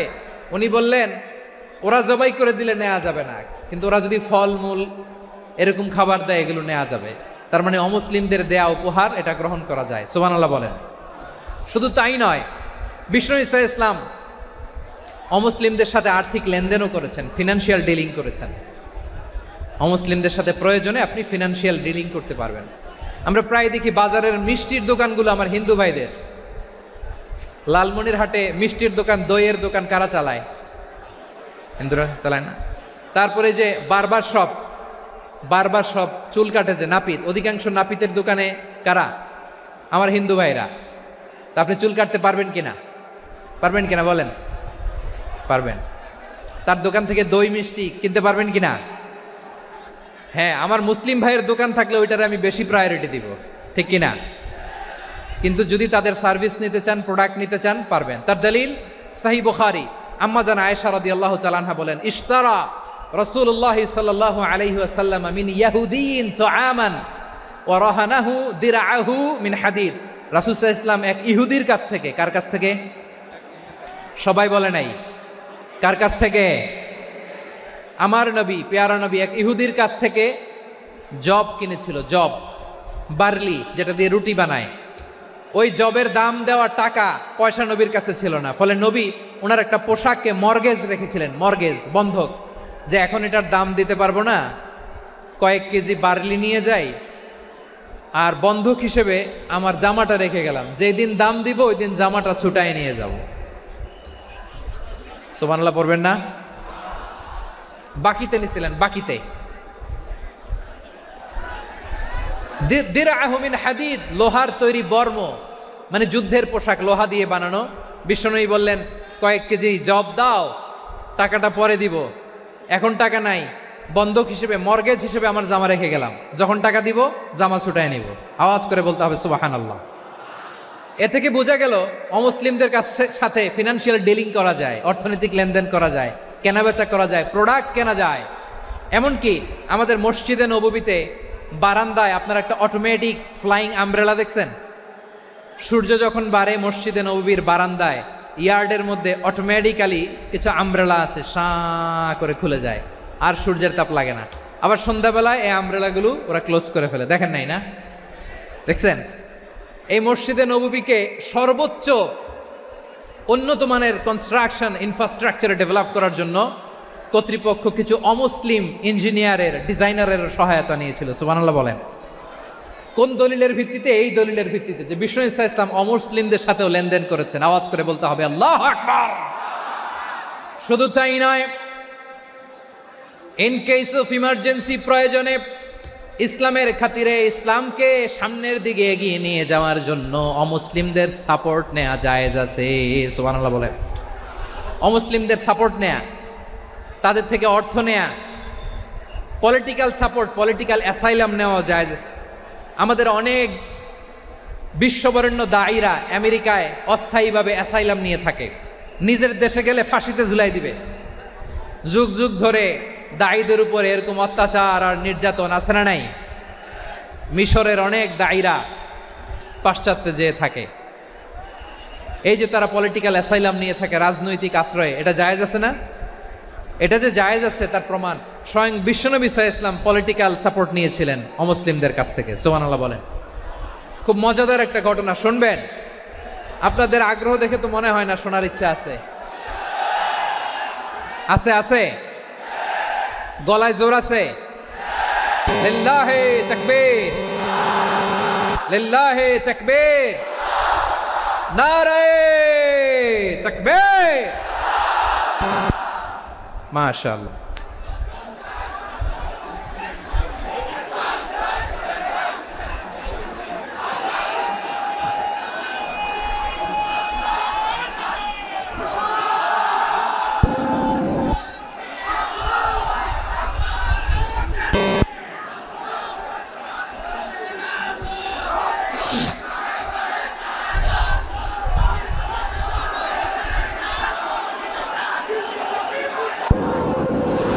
মাশাআল্লাহ মাশাআল্লাহ। থামুন থামুন আমার ভাইরা, বিশ্বনবীর বয়স তখন প্রায় 51 বছর। কত বছর? বিশ্বনবীর সবচেয়ে কাছের মানুষ খাদিজা রাদিয়াল্লাহু তাআলা আনহা ইন্তেকাল করেছেন। বিশ্বনবী বড্ড কষ্ট পেলেন, হৃদয়টা ভেঙে খান খান। যিনি ঘরের ভেতরে বিশ্বনবীকে সান্ত্বনা দিতেন, ভালোবাসা দিতেন, বাইরে গেলে কুরাইশরা বকাঝকা করে, অত্যাচার করে, কিন্তু আম্মাজান খাদিজা রাদিয়াল্লাহু তাআলা আনহা ঘরটারে এমন শান্তির নীড় বানায় রেখেছেন, এই ঘরের ভিতরে ঢুকলে বিশ্বনবীর কলিজাটা ঠান্ডা হয়ে যেত। এজন্য রব্বুল আলামিন বলেন, খাদিজা, ও আমার বান্দি খাদিজা, জান্নাতে এমন স্পেশাল একটা ঘর আমি তোমার জন্য রেডি করে রেখেছি। ওই ঘরের মধ্যে কোনো আওয়াজ নাই, ওই ঘরের মধ্যে কোনো নয়েজ নাই, ওই ঘরে কোনো বিশৃঙ্খলা নাই। কারণ মক্কার জমিনে আমার নবী কুরাইশদের বিশৃঙ্খলা, নয়েজ আর ঝামেলাগুলোকে উপেক্ষা করে যখন তোমার ঘরের ভিতরে ঢুকতো, ঘরটারে তুমি শান্তির নীড়, ঠান্ডা, নীরব, নিস্তব্ধ, নিঝুম আর শান্তির নীড় বানিয়ে রেখেছো। এজন্য জান্নাতে স্পেশাল একটা শান্তির নীড় আমি তোমারে উপহার দেব। ওই প্রিয়তমা স্ত্রী খাদিজা ইন্তেকাল করলেন, বিশ্বনবীর হৃদয় ভেঙে খান খান। আবার ওনার চাচা আবু তালেব ইন্তেকাল করলেন, যিনি পলিটিক্যাল শেল্টার দিতেন নবীকে। কে দিতেন? আবু তালেবের ভয়ে, বিশ্বনবীর এই চাচার ভয়ে কোনো মুশরিক নবীর গায়ে হাত দেওয়ার সাহস পায় নাই। এখন স্ত্রীও নাই, চাচাও নাই, নবীকে আশ্রয় দেওয়ার কেউ নাই, নবীর চারদিকে অন্ধকার। নবী এখন কই যাবেন? আমার পেয়ারা নবী নতুন স্টেশন খুঁজতেছেন, নতুন দাওয়াতি প্ল্যাটফর্ম খুঁজতেছেন। তিনি যায়েদ বিন হারেসা রাদিয়াল্লাহু তাআলা আনহুকে নিয়ে মক্কার পাশের একটা নেইবরিং সিটি তায়েফে চলে গেলেন। কোথায় চলে গেলেন? লালমনিরহাটের ভাইয়ের আওয়াজ করে বলেন, কোথায় গেলেন? তায়েফে চলে গেলেন দিনের দাওয়াত দেওয়ার জন্য। কি দেওয়ার জন্য? নাকি জমি কিনতে গেছিলেন? জমি কিনতে? দুনিয়ার যশ খ্যাতির জন্য? নিজের কোনো লাভের জন্য? তায়েফবাসীদেরকে জাহান্নামের আগুন থেকে বাঁচানোর জন্য। আওয়াজ করে বলতে হবে, ঠিক কিনা? বিশ্বনবী বিশাল মরুপথ, পাহাড়ি পথ পাড়ি দিয়ে তায়েফের মরুজমিনে গেলেন কোরআনের দাওয়াত নিয়ে, ইমানের দাওয়াত নিয়ে। কিন্তু তায়েফের লোকেরা বিশ্বনবীর দাওয়াতকে শুধু প্রত্যাখ্যান করেই থামে নাই, তারা বিশ্বনবীর সাথে অত্যন্ত খারাপ আচরণ করেছে, বিশ্বনবীকে শারীরিকভাবে হেনস্থা করেছে, আমার নবীকে শারীরিকভাবে অত্যাচার করেছে, আমার পেয়ারা নবীর গায়ে পাথর মেরেছে, বিশ্বনবীর গা বেয়ে ঝরঝর করে রক্ত ঝরেছে, নবী জামিনের মধ্যে লুটিয়ে পড়েছেন, আবার মেরেছে, আবার নবী হাঁটতে শুরু করলেন, পেছন থেকে আবার মেরেছে, আবার নবী রক্তাক্ত হয়ে জামিনের মধ্যে লুটিয়ে পড়লেন, আবার মেরেছে। বিশ্বনবীর মতো এত সুশ্রী মানব, বিশ্বনবীর মতো এত শুভ্র মানব, বিশ্বনবীর মতো এমন চমৎকার দেহাবয়ব দিয়ে রব্বুল আলামিন কাউকে বানান নাই। এরকম চমৎকার মানুষটাকে তারা তায়েফের ওই জমিনে রক্তাক্ত করেছে। বিশ্বনবী দুনিয়ার কোনো স্বার্থের জন্য সেখানে যান নাই, নিজের কোনো লাভের জন্য, প্রাপ্তির জন্য যান নাই, তায়েফবাসীদের জাহান্নামের আগুন থেকে বাঁচাতে গিয়েছেন। ঠিক কিনা বলেন? খেয়ে না খেয়ে দিন প্রচারের কাজে নিজেকে দিয়েছ বিলিয়ে, তাই ফের কাফিরেরা চিনল না সে আলো, দুষ্ট ছেলেদের পিছু দিল লেলিয়ে। পাথরের আঘাতে ক্ষত বিক্ষত হয়ে সারা শরীর থেকে রক্ত ঝরে। হে রাসূল তোমাকে ভুলি আমি কেমন করে, হে রাসূল তোমাকে ভুলি আমি কেমন করে। পারেন না আপনারা? ধরুন আমার সাথে। হাজার ব্যথা বেদনার পরে ফিরে আসনি তুমি আপন ঘরে, দিনের আলো তুমি ছড়িয়ে দিতে, চলে গেলে মদিনায় মক্কা ছেড়ে।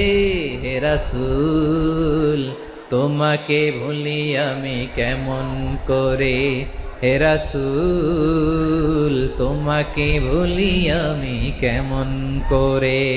ঠিক কিনা বলে? প্রিয় ভাইরা, তাইফের ছেলেরা নবীকে রক্তাক্ত করলো। আমার নবী কই যাবে? কই যাবে? মক্কায় জায়গা নাই, তাইফে জায়গা নাই।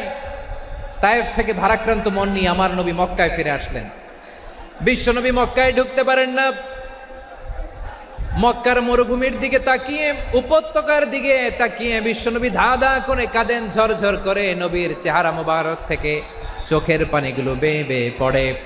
আমার জন্মস্থান, আমার শৈশব, কৈশোর, যৌবন কেটেছে এই মক্কায়। আমার এলাকায় আমি ঢুকতে পারি না। বিশ্বনবী মক্কার অনতি দূরে দাঁড়িয়ে জায়েদকে পাঠালেন, জায়েদ যাও দেখো কেউ আমাকে সাপোর্ট করার মতো আছে কিনা, যাও অমুকের কাছে যাও। জায়েদ গেলেন, তারাও প্রত্যাখ্যান করে ফিরিয়ে দেয়। বিশ্বনবী বললেন যাও অমুক লোকের কাছে যাও, তিনিও প্রত্যাখ্যান করে ফিরিয়ে দিলেন। কেউ বিশ্বনবীকে আশ্রয় দিতে রাজি হয় না। নিজ জন্মভূমিতে বিতাড়িত বিশ্বনবী, সর্বশেষ বিশ্বনবী বললেন যাও মুতঈম ইবনে আদির ঘরে যাও। মুতঈম ইবনে আদি মুশরিক, তার কাছে যাও। গেলেন, মুতঈম ইবনে আদি রাজি হয়ে গেল। সুবহানাল্লাহ বলেন। দেখেন, অনেক বিপদের সময়ও আমি নিজে সাক্ষী, সামাজিকভাবে রাজনৈতিকভাবে কত ঝঞ্ঝা, কত ষড়যন্ত্র, কত কনস্পাইরেসি পাড়ি দিয়ে আমাদেরকে সামনে এগিয়ে যেতে হয়। এই শত্রুদের ভেতরেও একজনকে দাঁড় করিয়ে দেয় যে আল্লাহর কোরআনের জন্য রেডি হয়ে যায়। পড়েন সুবহানাল্লাহ। মুতঈম ইবনে আদি, আল্লাহ তার মনকে নরম করে দিলেন। মুতঈম বলে, মুহাম্মদ আমি তোমাকে আশ্রয় দিব। তার দুই ছেলেকে পাঠালেন, যাও খোলা তলোয়ার নিয়ে, স্কট দিয়ে, গার্ড অফ অনার দিয়ে মোহাম্মদকে মক্কায় ঢুকাও, আর বলো আমি আমান দেব। আমান কি দিব? আমান মানে সিকিউরিটি, নিরাপত্তা। সিকিউরিটি ছাড়া, আমান দেওয়া ছাড়া কেউ থাকতে পারতো না মক্কায়। দুই ছেলে বিষ্ণু ইসা ইসলামকে নিয়ে আসলো। নবী কাবার চারদিকে তাওয়াফ করলেন, নামাজ পড়লেন। আবু জাহেল, উতবা, শাইবা, ওয়ালিদ ইবনে মুগীরা সবাই দেখে, কেউ কিছু করতে পারে না। কারণ মুতঈম ইবনে আদি ঘোষণা দিয়েছেন আমি মুহাম্মদকে আমান দিয়েছি, মুহাম্মদের গায়ে যেন কেউ স্পর্শ না করে। আওয়াজ করে পড়েন সুবহানাল্লাহ। নবীর এই বিপদকালে মুহূর্তে মুতঈমের হৃদয়টারে নরম করে দিল কে? আচ্ছা, লালমনিরহাটের ভাইয়েরা বলেন, এই মুতঈম কি মুসলিম ছিল না মুশরিক? সবাই বলতে হবে মুসলিম না মুশরিক? তাহলে মুশরিকের কাছ থেকে নবী পলিটিক্যাল অ্যাসাইলাম, আধুনিক রাষ্ট্রবিজ্ঞানের ভাষায় পলিটিক্যাল অ্যাসাইলাম, যেটাকে বলে রাজনৈতিক আশ্রয়, ওনার আমান বা নিরাপত্তার এই ঘোষণায় তিনি মক্কায় ঢুকলেন। যতদিন নিরাপত্তা ছিল ছিলেন। মুতঈম যখন মারা গেল, বিষ্ণু ইসলাম হিজরত করে মদিনায় চলে গেলেন। সুবহানাল্লাহ। কিন্তু মুতঈম যে বিশ্বনবীর উপকার করছে এটা বিশ্বনবী ভুলে নাই। আমাদের অনেকে আছে উপকার করার পরে আর খেয়াল থাকে না, খাওয়ার পরে গলা দিয়ে নামলে আর খেয়াল থাকে না। এরকম আছে না নাই? আমার নবী ভুলে নাই। বদরের প্রান্তরে 70 জন কাফেরকে যখন বন্দী করে বিশ্বনবীর সামনে হাঁটু গেড়ে দাঁড় করানো হলো, বসানো হলো, 70 জন কাফের। কয়জন? বিশ্বনবী তাদের দিকে তাকিয়ে বললেন, সহিহ বুখারীর বর্ণনা, লাউ কানাল মুতঈম ইবনে আদি হাইয়ান সুম্মা কাল্লামানি হাউলা ইন্নাতনা লা তারাকতুহুম লাহু। বদরের প্রান্তরে 70 জন বন্দী কাফিরের দিকে তাকিয়ে আমার নবী বললেন, আজকে মুতঈম ইবনে আদি যদি বেঁচে থাকতো আর তোমাদের 70 জনের ব্যাপারে যদি মোতেআম এক বাক্যে একটা সুপারিশ করত, তার সম্মানে আজকে তোদের সবাইরে আমি মাফ করে দিতাম। সুবহানাল্লাহ নাই? ওই যে চিল্লাচিল্লি যে কথা বোঝে নাই, কোন জিনিস মিস করছে ওরা নিজেরাও বোঝে নাই। বিশ্বনবী মোতেআমের এই সাহায্যের কথা বলে নাই। 70 জন মুশরিক হাঁটু গেড়ে বসা, নবী চাইলে এখনই এক্সিকিউশন অর্ডার দিতে পারে। তিনি বললেন, আজকে যদি মোতেআম বেঁচে থাকতো আর মোতেম যদি তোদের জন্য সুপারিশ করতে, এই আবর্জনাগুলোর ব্যাপারে সুপারিশ করতে, আমি মুহূর্তেই তোদেরকে এমনি মাফ করে দিতাম। এবার বলেন, ইসলাম কি ন্যারো মাইন্ডেড না ব্রড মাইন্ডেড? শুধু তাই নয়, যাকে যে সম্মান দেয়ার আমার নবী দিতেন, হোক আস্তিক হোক নাস্তিক, হোক মুসলিম হোক অমুসলিম। বিষ্ণু ইসলাম যখন রোমান সম্রাটের কাছে চিঠি লিখেছেন, আমার প্রিয় লালমনিরহাটের ভাইয়েরা, অল্প কয়েক মিনিট কয়েকটা জরুরি কথা বলবো, এদিকে তাকান, এদিকে তাকান। রোমান সম্রাটের কাছে বিশ্বনবী যখন চিঠি লিখলেন মিন মুহাম্মদ রাসূলিল্লাহ ইলা হিরাকলা আযীমির রোম, মুহাম্মদের পক্ষ থেকে হিরাক্লিয়াসের কাছে, যিনি হচ্ছেন আযীমির রোম। এটা নবী নিজ থেকে বানায় লিখছেন অতিরিক্ত সম্মান দিয়ে। কোন রাষ্ট্রপ্রধান যখন আসে তাদেরকে আমরা কি বলি জানেন? তার নামের শেষে HE এটা লিখতে হয়, H.E. মানে হিজ এক্সেলেন্সি। কি লেখে? হিজ এক্সেলেন্টি, অথবা ইউর হাইনেস, ইউর ম্যাজেস্টি। দেখেন, বিশ্বনবী সাল্লাল্লাহু আলাইহি ওয়াসাল্লাম সব নবীদেরও নবী, তিনি একজন মুশরিক খ্রিস্টান সম্রাট রোমান সম্রাটের কাছে চিঠি লিখতে যায়, লিখতেছে ইলা হিরাকলা আযীমির রোম, হিরাক্লিয়াসের কাছে আমার চিঠি, যিনি রোমের আযীম, হিজ হাইনেস, মানে রোমের অনেক সম্মানিত এক বাহাদুর। আওয়াজ করে বলেন সুবহানাল্লাহ। তার মানে যাকে যে সম্মান দেয়ার এটা বিশ্বনবী দিতেন। এমনকি যেই ইহুদিরা ভালো ছিল, এই ইহুদিদেরও প্রশংসা করেছেন বিশ্বনবী মুহাম্মদুর রাসূলুল্লাহ সাল্লাল্লাহু আলাইহি ওয়াসাল্লাম। এক ইহুদির প্রশংসা করেছেন বিশ্বনবী। ইহুদির কার? আমি তো আমার ভাইয়ের প্রশংসা করি না, আমি তো এক আলেম আরেক আলেমরে স্পেস দেই না, আমি তো এক দায়ী আরেক দায়ীর সাথে বসতে চাই না। আমার নবী ইহুদির প্রশংসা করে। কার প্রশংসা? ওই ইহুদির নাম ছিল মুখাইরিক। সিরাত গ্রন্থ ঘাটলে পাবেন। তিনি বলেছেন, মুখাইরিক খাইরু ইয়াহুদ, Mukhayriq is the best of the Jews. জুইশদের মধ্যে সে সবচেয়ে ভালো। কেন প্রশংসা করলেন তার? এর কারণ মদিনা চার্টারে কথা ছিল সব ধর্মের মুসলিম, মুশরিক, ইহুদিরা মিলে মদিনাকে রক্ষা করবে। কিন্তু তৃতীয় হিজরিতে যখন উহুদের যুদ্ধ শুরু হলো, সবার কথা ছিল যেই আক্রমণ করে আমরা মদিনাকে বাঁচাবো। কোন শহরকে বাঁচাবো? মদিনাকে। কিন্তু কুরাইশরা যখন অ্যাটাক করলো, ইহুদিরা আর আসে না, ইহুদিরা আর বেরোয় না। বিষ্ণু বললেন, ওহে ইহুদিরা, তোমরা না চুক্তি করলে আমার সাথে যে মদিনা বাঁচাতে সবাই ঝাঁপিয়ে পড়বো, আসো। একটা ইহুদিও বেরোয় না, কেউ আসে নাই সেদিন, একজন ছাড়া। তার নাম মুখাইরেক। তার নাম কি? মুখাইরেক বাহাদুরের মতো ঘোড়সাওয়ার হয়ে বেরিয়ে গেলেন এবং বললেন, গোটা ইহুদি সাম্রাজ্যের একজনও যদি না আসে, আমি মুখাইরেককে কেউ ঘরে আটকে রাখতে পারবে না। বেরিয়ে আসলেন, এসে বললেন, আমি মুহাম্মদের পক্ষে যুদ্ধ করব। আমি মারা গেলে আমার সম্পদ আমার উত্তরাধিকারীরা পাবে না, আমার সম্পদ তোমরা মুহাম্মদকে দিয়ে দিবা। সুবহানাল্লাহ বলেন। উহুদের ময়দানে 70 জন মুসলমান শহীদ হলো। এই ইহুদি, সেও মুসলমানের পক্ষে যুদ্ধ করে নিহত হলো। সুবহানাল্লাহ বলেন। মুসলিমদের লাশ যখন নিয়ে আসা হলো, এই মুখাইরিকের লাশও নিয়ে আসা হলো। মুসলিমদের লাশের পাশে মুখাইরিকের লাশ দেখে বিশ্বনবী মুখাইরিকের প্রতি অনেক খুশি হলেন।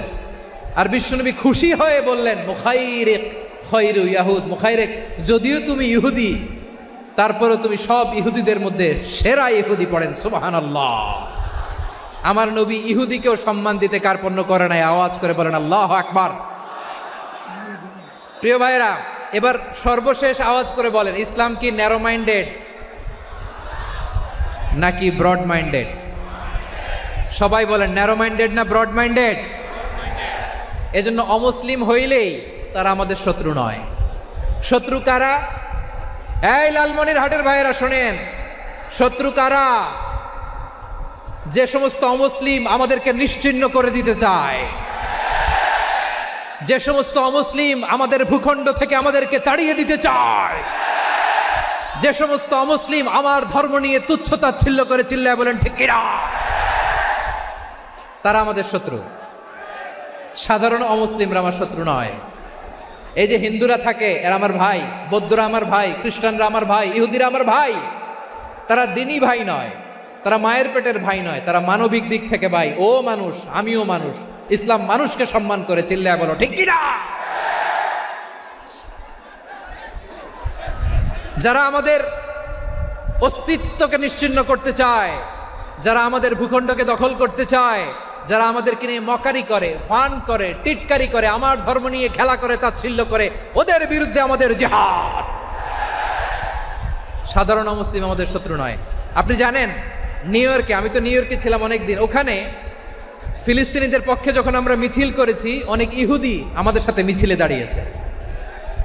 কারণ ওরাও জানে এই ভূখণ্ড ফিলিস্তিনিদের ভূখণ্ড। আওয়াজ করে বলো লালমনিরহাট ঠিক কিনা। ইসরায়েলের রাজধানী খোদ তেল আবিবে অনেক ইহুদিরা বেঞ্জামিন নেতানিয়াহু তার বিরুদ্ধে মিছিল করেছে। তো তারা কি আমাদের শত্রু?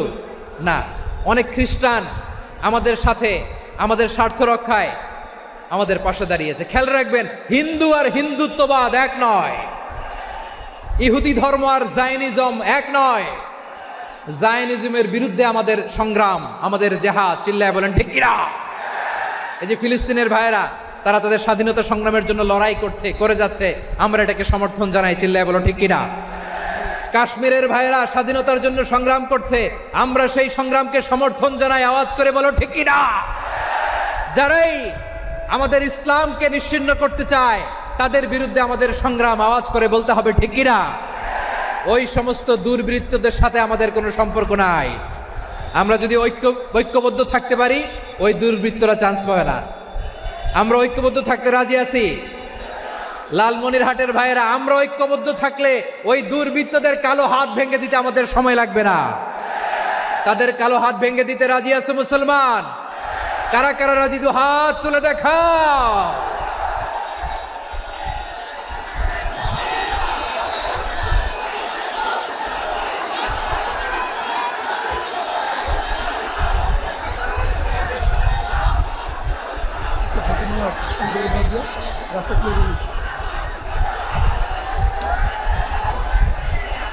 আমার প্রাণ প্রিয় লালমনিরহাটের ভাইয়েরা, শত্রু কাফের আর অশত্রু কাফেরের মধ্যে পার্থক্য আছে না নাই? আবু তালেবও মুশরিক, আবু জাহেলও মুশরিক, কিন্তু দুই মুশরিকে পার্থক্য আছে না নাই? আবু তালেব নবীর চাচা, মুশরিক, মারা গিয়েছে মুশরিক অবস্থায়, কিন্তু আজীবন আমার নবীকে আগলে রেখেছে, আমার নবীকে সাপোর্ট করেছে, ভালোবেসেছে। আবু জাহেলও মুশরিক, মারা গিয়েছেও মুশরিক হিসেবে, আজীবন আমার নবীর বিরুদ্ধাচারণ করেছে। আবু জাহেলের শক্তি, সামর্থ্য, স্ট্র্যাটেজি, প্ল্যান সব আমার নবীর বিরুদ্ধে ছিল। এই আবু জাহেলের কারণে একটা দিন শান্তিতে আমার নবী মক্কায় ঘুমাতে পারে নাই, চিল্লায় বলেন ঠিক কিনা। এজন্য রাব্বুল আলামিন বলেন, লা ইয়ানহাকুমুল্লাহু আনিল্লাযীনা লাম ইউকাতিলুকুম ফিদ-দীনি ওয়া লাম ইখরিজুকুম মিন দিয়ারিকুম আন তাবাররুহুম ওয়া তুকসিতু ইলাইহিম ইন্নাল্লাহা ইউহিব্বুল মুকসিতিন।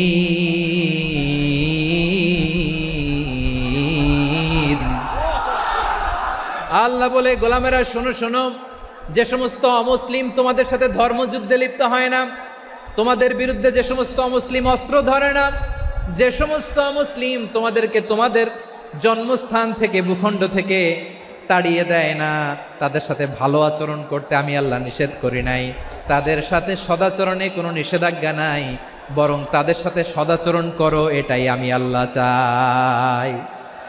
তাহলে আমার যে অমুসলিমরা আমাদের সাথে শত্রুতা করে না, তুচ্ছতাচ্ছিল্য করে না, আমাদের ভূমি থেকে আমাদেরকে উচ্ছেদ করতে চায় না, আমাদের বিরুদ্ধে অস্ত্র ধরে না, ওই অমুসলিম ভাইদের সাথে আমাদের কোনো দ্বন্দ্ব আছে? কোনো বিরোধ আছে? বরং আছে ভালোবাসা। বরং আছে কি? এই ভালোবাসা দিয়ে আমরা বিশ্ব জয় করব। রাজি আছো মুসলমান? আমাদের পুঁজি ভালোবাসা। আমাদের পুঁজি কি? এবার আওয়াজ করে বলেন আমার এই পুরো আলোচনা থেকে, the religious coexistence, peaceful coexistence, শান্তিপূর্ণ সহাবস্থান, কমিউনাল হারমোনি, এই সাম্প্রদায়িক সম্প্রীতি, এই আলোচনা থেকে কি বুঝলেন? ইসলাম কি ন্যারো মাইন্ডেড না ব্রড মাইন্ডেড?